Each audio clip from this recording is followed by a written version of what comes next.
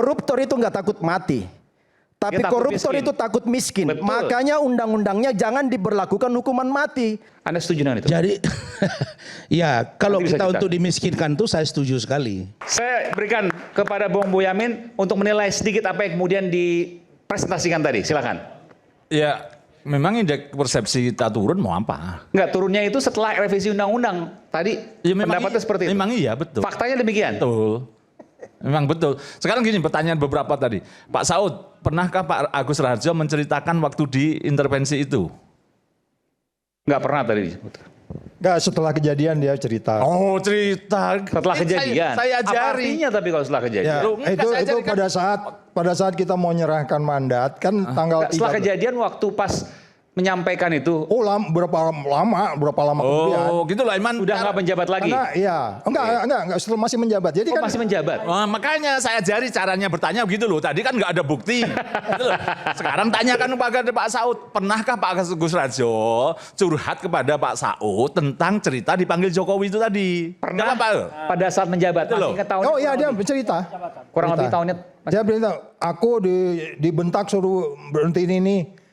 Ya itulah Bapak pergi sendiri. Kenapa nggak ngajak saya bilang gitu.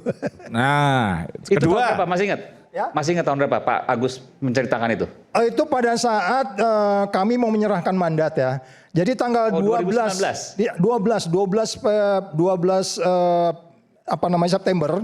12 September itu saya kan mundur dari KPK. 12 September 2019. Yes, aku kan menyatakan diri mundur. Ya. Oke, aku pulang ke rumah. Terus kemudian besoknya tanggal 13 saya dipanggil. Pak Saud, datang dong sini. Pak, saya udah mundur. Enggak, sini datang. Jangan mundur dulu. Terus kita turunlah ke bawah menyerahkan mandat. Waktu menyerahkan mandat itu saya juga sebel nih. Pernah dimarahin sama dia katanya gitu. Dia itu Pak Jokowi maksudnya? Iya, berhentikan katanya. Itulah Bapak pergi sendiri. Udah gitu. nggak menjabat. 1 hari menyerahkan mandat. Ya. Oh masih sebenarnya masih, tapi saya kan di belum. hari penyerahan mandat lah kurang lebih. Iya. Tapi kan sebenarnya kita kan terus selesai sampai akhir kan. Iya. Sampai 2019, 2020 sampai Desember ya gitu. Setidaknya sebelum Pak Agus Raharjo curhat tadi gitu loh, itu kan di tempatnya media. Kan mau menjelang DPD, tapi pada saat menjabat pernah nggak curhat? Ada intervensi. Kalau curhat setidaknya itu kalau bicara sumber itu ya terpercaya kalau sempat curhat gitu loh. Menyatakan bahwa pernah diintervensi oleh Pak Jokowi tentang EKTP gitu kan Pak Saud kan? Ya, oke, satu. Kedua, terkait dengan Pak Hasto tadi. Kalau pernyataan itu tidak benar segala macam kan dia mempertanggungjawabkan hukum. Dan ya, Tuhan. Iya dan Tuhan. Supaya ini clear ya bisa aja. Saya tantang dan Pak Hasto saya kira nantang, laporkan aja kalau memang saya salah kan gitu. Tapi kalau nggak ada bukti gimana? Loh, kan proses hukum nanti yang akan berbicara. Ya kasus dianggap aja Pak Hasto dilaporkan, ini bikin hoak gitu kan. Nah, Pak Hasto kan bisa menjelaskan, merincikan nanti kan di depan pengadilan. Ada yang menarik ini, kan gitu. Bang Aiman, itu terkait Bang Moyami ya, dan Bang Saud tadi. Soal pernyataan bahwa ketika Pak Agus sebagai Ketua KPK memberi kesaksian setelah pensiun lah gitu, bahwa saya pernah diminta oleh Pak Jokowi untuk menghentikan kasus Setnov, di mana Bang Fredrik itu sebagai lawyernya Pak Setia Novanto. Tapi kan yang kita lihat bahwa Setia Novanto kasusnya terus berjalan bahkan sampai vonis. Itu artinya saya mau katakan bahwa yang berkali-kali kita bilang, seorang Presiden Jokowi pun tidak punya kemampuan dan kapasitas untuk mengintervensi kuatnya independensi kalau KPK. Boleh saya analisa, ya? Ketika itu jadi nggak ada kemampuan masih Presiden. Dibutuhkan, tapi belakangan karena rame-rame terus tidak dibutuhkan, masa dilepas kan bisa begitu Pak David. Oke, gini, setelah permintaan dan harapan Presiden, kan nggak bisa. KPK jalan terus. Itu artinya independensi KPK begitu kuat. Saya concern ke yang tadi. Tolong ditayangkan yang tadi.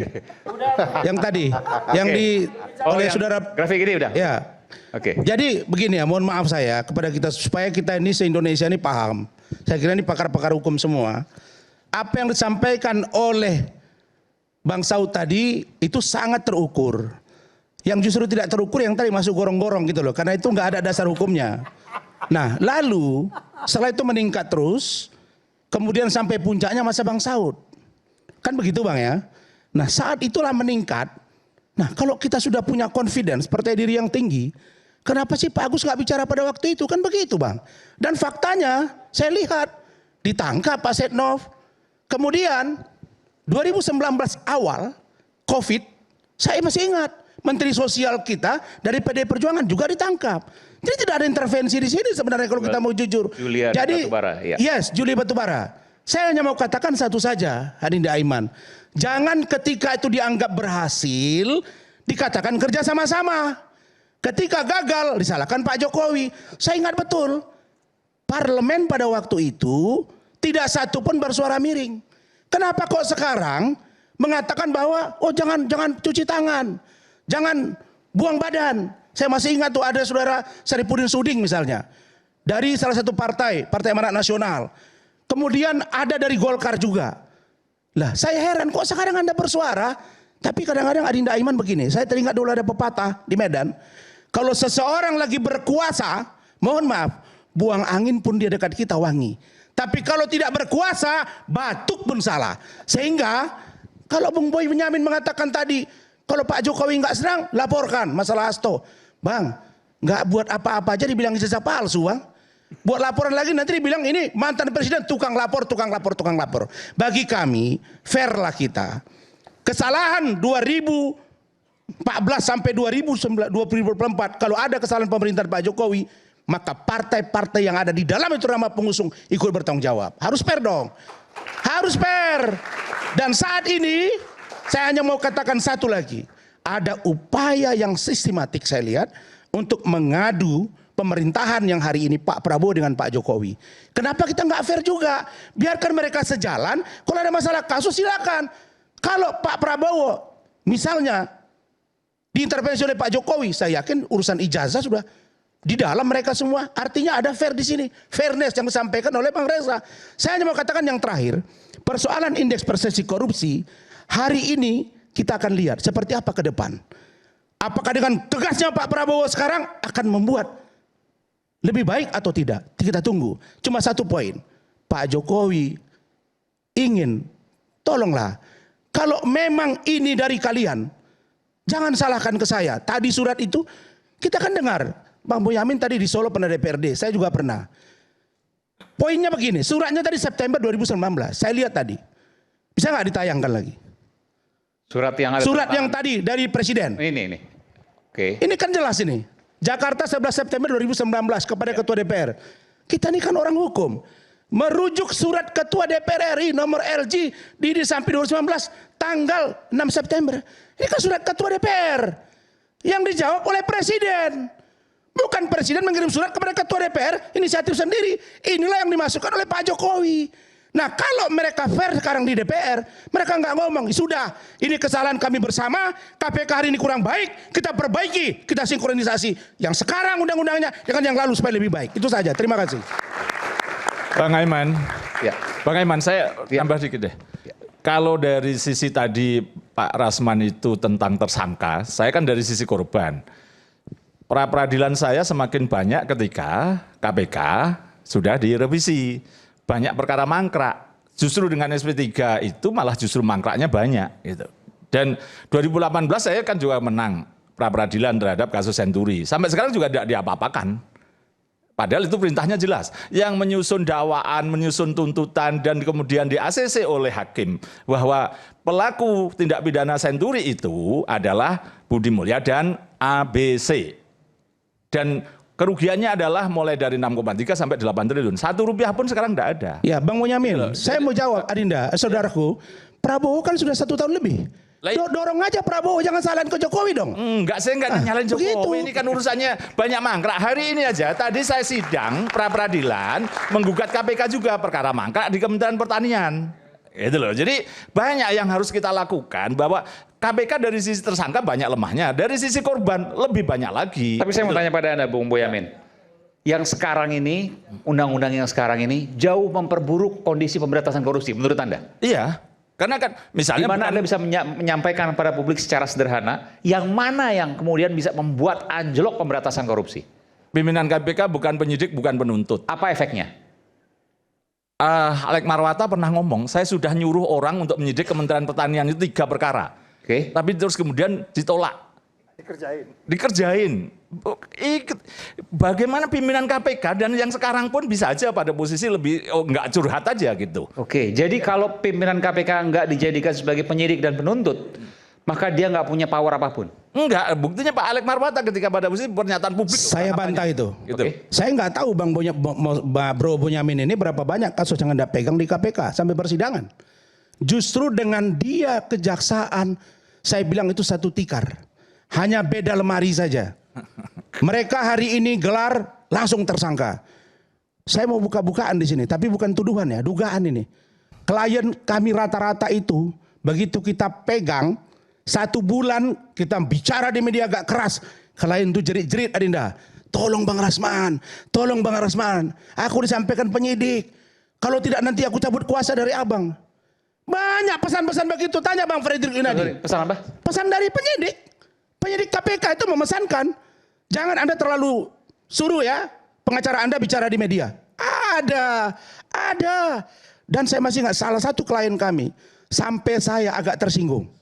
Ketika sedang sidang. Karena saya agak keras. Bagaimana saya tidak keras? Menurut saya tidak logis yang disampaikan oleh penyidik dalam oleh jaksa. Kan bagian dari mereka juga. Di situ langsung waktu break dia datang ke saya. Bang jangan bang, nanti nasib saya dipertaruhkan di dalam. Kenapa? Jangankan tersangka. Banyak dengar-dengar suara yang sampai ke kita Bang Wolmani, Bang Saud. Kita masih jujur nih kalau memperbaiki negara ini. Hakimnya pun diancam. Ada masalah kami sikat. Kau harus menangkan kami. Hukum yang bersangkutan. Itu sebenarnya yang terjadi. Jujur kita. Oleh KPK? Di bangsa ini. Iya. Oke. Itu banyak terjadi. Maksud saya, persoalan pribadi, ketidaksenangan kepada oknum, kita kesampingkan. Perbaikan lembaga, ayo. Lah sekarang Bang Bonyamin mengatakan bahwa dia pra-peradilan, kalah terus. Menang. Menang terus. Oke, iya menang. Iya menang. Ya berarti kan hebat Anda sekarang. Paten dong. Yang saya mau katakan Justru itu, adalah saya ingin mengatakan, saya Tapi tidak gimana pernah. Sebentar dulu. Tadi bagaimana dengan apa yang disampaikan oleh Iya. Bang Rasman tadi? Saya Oh, tidak punya apa-apa, itu pengalaman. sisi memang lemahnya dari. Tidak apa-apa, saya tidak membantah Bang Rasman kok. Bahwa dari sisi tersangka ada yang begitu-begitu. Betul kan? Dari sisi saya selama ini mengawal KPK dari begini, sisi korban. sorry, maaf. Tidak pernah membela kasus korupsi loh. Begini, kalau seandainya tidak ada pengawas yang mumpuni, maka akan sewenang-wenang. Kalau seandainya tadi Iya. disebutkan, itu terjadi di periode sekarang atau sebelumnya? Saya mengalami medio 2015 ke 2022. Itu waktu sebelum revisi. Saya 6 klien, sudah saya bilang. Oke. Sebelum revisi. Enggak apa-apa, kalau Dewan powerful. Pengawas itu saya tidak pernah menolak kok. Ini loh, pimpinan KPK bukan penyidik. Power penuntut tends itu. to corrupt. Yes. Kurang lebih seperti itu. Gitu loh. Bukan penyidik, bukan penuntut ini. Nanti suatu saat akan ada yang bisa menggugat ini bahwa ketika ini, kamu bukan penyidik itu. Bisa masalah. Dan itu nyatanya real. Bahwa ada sisi lain. Bahwa Pak Alex Marwata mengatakan itu. Minta dinaikkan penyelidikan aja pernah sempat terus dihentikan lagi. Dia juga ngomong bahwa tidak punya pengaruh. Sampai berkeluh kesah di hadapan publik. Gitu loh. Oke. Ini Nah, banyak hal. baik. Sisi manapun boleh perbaikan. Nah, saya mau- Tapi itu. Mana kalau ditimbang-timbang, mana yang lebih baik kalau menurut Anda Bung Yamin? Satu sisi kewenangan berlebih tapi tends to corrupt. Jadi Nggak kesewenang-wenangan. apa-apa, yang tinggi. lain-lain itu Tapi dikembalikan. kalau seandainya Kembalikan dulu gini, bukan kewenangannya kembali ke rendah, lama. maka Tidak harus kembali ke bisa lama. memberantas korupsi dengan baik. Tidak harus kembali ke lama. Dewan Pengawas tetap perlu. Terus penyidik pimpinan KPK menjadi penyidik dan penuntut. Jadi dilengkapi masing-masing. Nah, Kalau berarti gitu loh. Anda sepakat dengan saya dong. Kita kolaborasi undang-undang yang lama dan yang baru. Kita cari titik yang sama agar perbaikan Indonesia. Ya itu perbaikan-perbaikan ke Setuju depan. saya. Itu satu. Kedua, saya ingin mengatakan, ini yang paling penting adalah pengesahan undang-undang perampasan aset. Itu yang menjadi kunci. Ini Pak Prabowo dan DPR pernah menjanjikan, terutama DPR, Agustus kemarin rame-rame akan diselesaikan tahun kemarin. Bentar, saya mau tanya sekarang- soal itu. Iya, saya paham. Ya, Hukuman mati, perampasan aset, itu balik lagi ke kewenangan. Ya, itu lain lagi. Selama sapunya masih kotor, maka ancamannya luar biasa. Jangan-jangan nanti diancam untuk kemudian tindakan yang lebih parah, katakanlah perampasan aset yang luar biasa, Ya. bahkan mungkin bisa hukuman mati misalnya. Ya. Tapi ternyata itu merupakan pemerasan. Mungkin terjadi. Mungkin Karena aja. sapunya masih kotor. Katakanlah seperti itu. Justru itulah perbaikan-perbaikan. Makanya kita sebenarnya tadi itu harusnya bicara ini gitu loh, lebih banyak ke sini. Kita kan nggak mau Awal bilang ke- aja. Ya. Bung Bonyamin ya. Saya sebenarnya malas cerita ya. Nanti kita menuduh. Nah. Semuanya saya katakan presumption of innocence. Banyak yang sampai ke kita Bang Saud. Yang penyidik sana sudah sekian dia punya di sana, di mall sana. Ada cerita itu bang. Maksud saya fair lah kita. Kalau ingin memang bangsa ini lebih baik, bersihkan yang kotor dengan sapu bersih. Jangan karena kebencian kita kepada seseorang membuat kita tidak adil. Semua kita cinta Indonesia agar KPK lebih baik. Judulnya saya sudah ceritakan, kelemahan masa lalu begini. Tantangan yang dihadapi Bang Saud jelas. Apa yang disampaikan Bung Boyamin ini. Kenapa sih nggak disinkronisasi? Malam ini rakyat bersuara menampilkan itu. Dan saya yakin didengar oleh petinggi negara ini. Ya, saya nambah sedikit Bung Aiman. oke. Soal ini ya, Bang Boyamin sama Bang Rasman. Jadi kan ini sudah kontennya dari diskusi malam ini sebenarnya. Jadi apa sih problem kita di soal pemberantasan korupsi? Bagi saya satu, efek jerah yang nggak ada. Efek jerah. Seorang korupsi 10-20 miliar itu hukumannya 2 tahun, 2,5 tahun, 3 tahun. Kemudian salah satu yang menghambat pemberantasan korupsi adalah Undang-Undang 22 tahun 2022 pemasyarakatan. Di situ ada soal pemotongan remisi, ya. Sementara kita semua bersepakat bahwa korupsi itu adalah extraordinary crime, di mana punishment-nya juga harus extraordinary, ya. Tetapi diberlakukan sama Undang-Undang Pemasyarakatan. Seorang pelaku korup atau status koruptor itu juga dapat remisi karena pembenaran dari Undang-Undang Pemasyarakatan. Kemudian yang sekarang banyak dikomplain kemarin tentang KUHP baru tahun 2023. Pasal 603, 604 dianggap itu mereduksi independensi maupun kekuatan KPK, ya. Masa tahanan, ancaman juga turun di situ. Jadi kalau mau duduk berbicara soal itu, pertama bagi saya punishment-nya harus extraordinary punishment, ya. Seperti misalnya dari 3 extraordinary, misalnya pelaku terorisme itu kan sudah banyak kasus yang dihukum mati. Kita tidak meminta hukuman mati untuk kasus korupsi, tapi bagi saya mungkin undang-undang perampasan aset dinaikkan sedikit kelasnya menjadi undang-undang pemiskinan. Koruptor itu enggak sedikit Bang Aiman. Koruptor itu saya mau challenge saja. Kalau teroris nggak punya uang. Ya, jadi kalau koruptor punya uang. Ya, makanya gini. Maka ketika sapunya kotor, semakin tinggi hukumannya, semakin tinggi dugaan atau potensi suap. Iya, koruptor itu nggak takut mati. Tapi koruptor itu takut miskin. Betul. Makanya undang-undangnya jangan diberlakukan hukuman mati. Mereka korupsi 100 miliar atau 1 triliun, mati bagi dia udahlah, anak cucu saya 7 turunan aman dengan 1 triliun. Tetapi kalau pemiskinan, ya, semua harta yang diperoleh secara halal diambil oleh negara. Itu baru ada efek jerah. Extraordinary punishment. Itu melanggar hak asasi manusia lah. Iya, kalau Bang, prinsip-prinsip hukum. kalau namanya extraordinary, maka punishment-nya juga harus luar biasa, nggak bisa berlaku umum, ya. Makanya disitulah yang namanya lex specialis derogat generalis. Itu yang harus berlaku. Jangan undang-undang pemasyarakatan mengalahkan undang-undang tipikor dan KPK. Tapi ini kan kebalik. Ya, generalis mengalahkan spesialis. Jadi ini yang banyak hal, nanti Bang Saud lah yang mungkin banyak bicara. Kalau saya angkat undang-undang pemiskinan. Very. Silakan Bung Ferry. Saya mau kasih sebenarnya segmen 5 full untuk Bung Ferry. Nanti saya kasih segmen 5 full untuk Bung Ferry. Tapi saya ingin soal Bung David dulu tadi. Kalau semakin banyak, saya mungkin ya Bung Rasman kalau mau berbeda nggak apa-apa. Ya. Semakin banyak, semakin tinggi hukuman, maka semakin tinggi potensi ada kong kali kong di situ. Karena koruptor ini punya uang banyak. Anda setuju dengan itu? Jadi, ya kalau Nanti kita bisa untuk dimiskinkan itu saya setuju sekali. Dan sebenarnya kalau saya boleh jujur, dengan tidak di Perampasan aset jadi? iya, dengan tidak ditampilkan juga mereka ketika dijadikan tersangka, menurut saya ini, tapi kan yang kita bela ini kita tahu kan korupsi apa tidak dia gitu kan. Menurut saya malah bagus kalau ditampilkan. Dengan tidak ditampilkan itulah justru menurut saya dengan alasan hak asasi manusia membuat dia kurang mendapat efek jerah. Contoh, banyak mantan-mantan terpidana KPK itu yang jadi bupati lagi, jadi anggota DPR RI lagi. Di Senayan banyak sekarang. Iya. Nah, maksud saya kesalahan ini kan kesalahan bersama. Saya condong dengan apa yang disampaikan Andi Aiman tadi, bahwa absolute power tends to corrupt. Kekuasaan yang tak terbatas itu cenderung akan korup. Disitulah abuse of power-nya terjadi. Maka sekali lagi saya katakan, Ya kalau orang ditanya apakah dia takut mati atau takut miskin. Ya kalau hati nurani saya Bung Pajung ya pasti kita takut mati daripada takut miskin. Tapi dua-duanya ya sama-sama menakutkan. Sama dengan orang sekarang hidup. Anda mau ke surga nggak? Mau. Oh, mau ke surga? Mau. Ya Anda duluan mau nggak? Oh tunggu dulu, nanti dulu. Kira-kira begitu. Nah saya hanya mau katakan itu tadi. Saya begini, secara ilmuwan kita dalami. Secara teori, sebetulnya Bang Saud ini nggak mau jujur aja dia sebetulnya. Buka aja lah Bang malam ini Bang. Karena Bang nggak di dalam lagi Bang. Saya aja yang orang luar tahu apa yang terjadi di dalam. Apalagi Abang, pasti tahu Bang. Saya hanya mau katakan, ketika periode Pak Antasari Azhar, di sini KPK sangat menakutkan. Lalu kemudian sampai Abraham Samad, tambah menakutkan, super body. Masuk orang Abang. Abang di situ memang wakil ketua. Tapi kalau bicara seorang Saud Situmorang, sudah seperti ketua. Ya, saya ada menteri datang ketemu sama saya, ngobrol. Naik di situ. Ini kerja siapa ini? Kan kerjanya Pak Jokowi juga.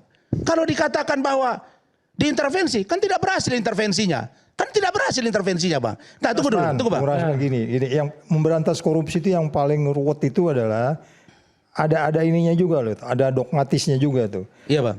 Kita kalau nggak sustain, itu serangan baliknya tuh setannya tuh lebih galak lagi gitu. Iya. Makanya yang saya Kalau nggak sesalkan tekun dari maksudnya? Jokowi adalah, yang saya sesalkan dari Jokowi, sampai saya tutup itu pelang KPK, kan saya yang nutup pelang KPK. Iya. Sampai mami saya di rumah, Saud nutup pelang KPK, genteng bocor aja nggak dibenerin sama dia katanya gitu.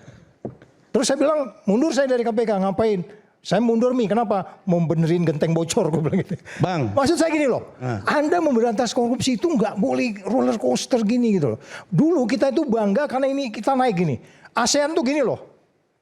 Tapi kita naik terus, nah ketika kemudian undang-undang itu datang, ya udah gitu. Jadi orang tuh longgar sama dengan waktu tadi yang waktu diumumkan di publik. Iya Bang. Itu kan bagus kan? Iya. Tiba-tiba nggak diumumkan kan? Iya. Orang curiga kan? Iya. Nah itu makanya Anda nggak boleh. Anda makin kenceng, ke atas makin ketat. Rakyat juga begitu. Jadi jangan longgar. Nah saya katakan kenapa Jokowi longgar? Saya pikir dia nggak dirinya sendiri ketika dia seperti masuk Ah golongan ya sudah itu maksud saya. Ya, di situ iya. bukan peran pribadi Pak Jokowi, tapi ada peran partai yang juga mendorong dia untuk masuk di sana. tapi Mereka yang jualan Bang, bukan diri dia sendiri. Iya betul. Emang dia punya partai Bang. Itu betul. Tapi, ya itu tadi maksud saya tapi Bang. pada, Fair kita itu sudah melihatnya. betul. Tapi pada bagian lain, pedang pemberantasan korupsi itu dipegang oleh presiden bro.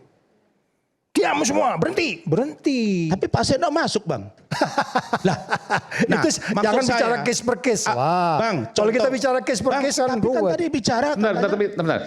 Kalau pedang pemberantasan korupsi itu dipegang oleh presiden. Kalau saya bilang berhenti semua. Ya dan kemudian tidak ngomong kejar ke Antartika. Presiden Nggak bukan. ngejar tebas dia.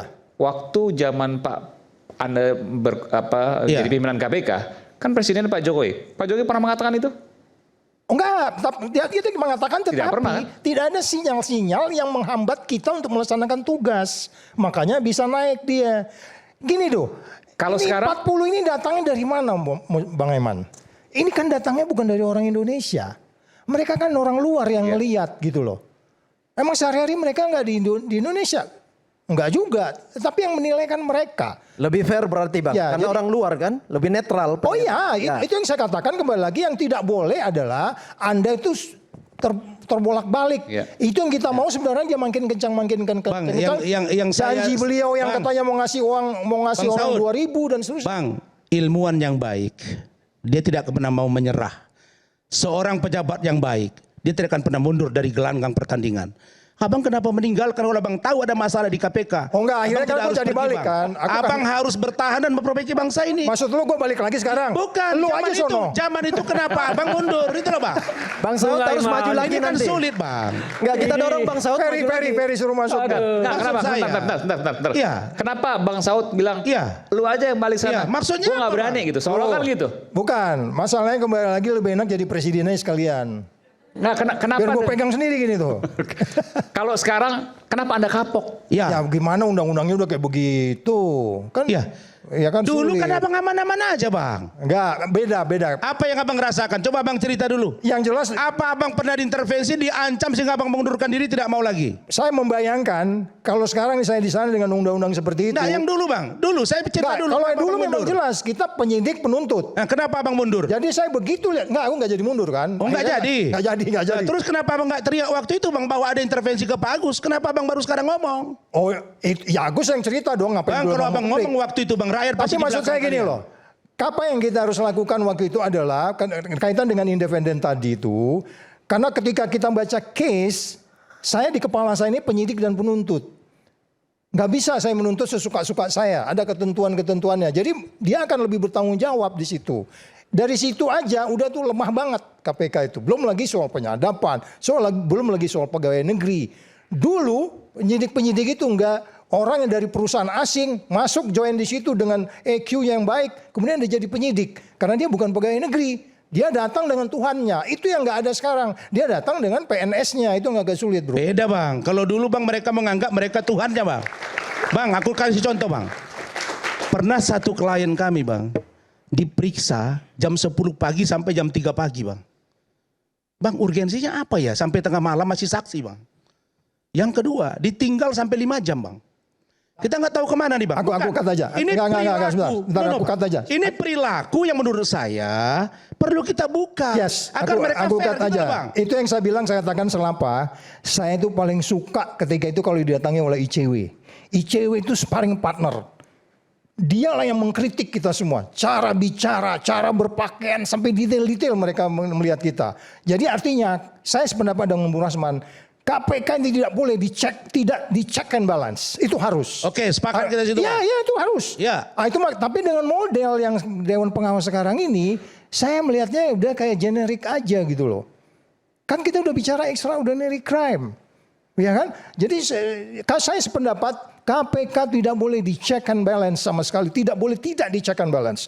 Karena cenderung untuk abuse dan seterusnya itu bisa terjadi. Dan itu yang kita khawatirkan dari awal. Dan itu yang saya sangat hati-hati selama Jadi di KPK. kalau boleh saya bertanya, konsep berpikir abang tentang Dewan Pengawas itu seperti apa formatnya bang? Supaya apa yang sampaikan ruhnya Bang masuk. Aiman ini berkelanjutan malah.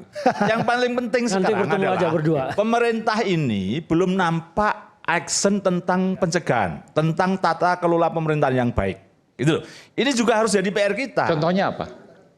Proyek-proyek masih bocor, masih banyak yang diatur-atur, banyak juga uang masuk bocor, uang biaya cukai bocor. Kayak kemarin-kemarin itu belum ada action Mas pemerintah. Aiman, makanya saya bilang kita tahun depan tuh bisa 30 loh. Bukan, tidak ada action kan ditangkapin bea cukai. Ada 4 apartemen Belum jadi pada state house. posisi secara sistemik. Ini baru penegakan hukum.